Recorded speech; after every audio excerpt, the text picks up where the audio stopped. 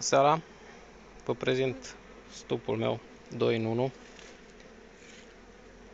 Am fost nevoit să-l unesc din cauza că albina e puțină și măcile, deși sunt împerecheate, încă n-au început să ouă.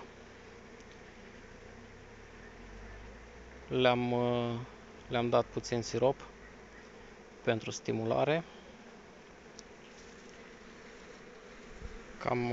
Cam așa reacționează în momentul în care simt că au sirop.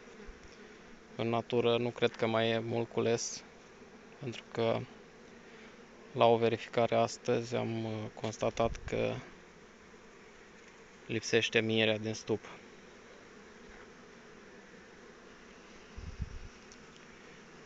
Asta e cel de-al doilea stup care are două măci, e abia creat acum, e despărțit de o gratie Hahnemann, sau așa va fi. Momentan este o gratie din o diafragmă din placaj cu un ochi cu sită pentru a se uniformiza mirosurile. Aici, după cum vedeți, e un stup pe 24 de rame. Am avut 3 nuclee.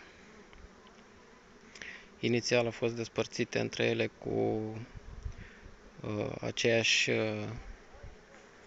diafragmă cu sită, după care la 5 zile am băgat gratii Hahnemann, astfel albina putând să circule de la o matcă la alta.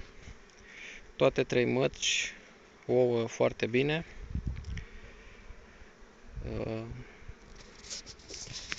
Deși în momentul ăsta a trecut o lună de când l-am făcut, fiecare fiind pe 3 rame,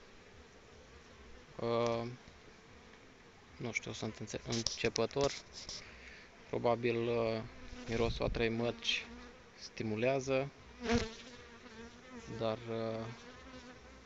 de la 9 rame, în momentul de față e pe 18 rame, toate ouate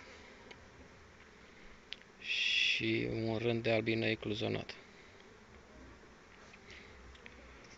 O să vă arăt puțin și interiorul și cam asta este stupina mea de începător. În primul an am avut acei 2 stupi, din care au rezultat aceste roiuri și anul acesta am achiziționat ceilalți. În spate se poate observa un nucleu de împerechiere în care matca abia a ecluzionat. Nu știu dacă va mai reuși să se împerecheze, dar voi risca.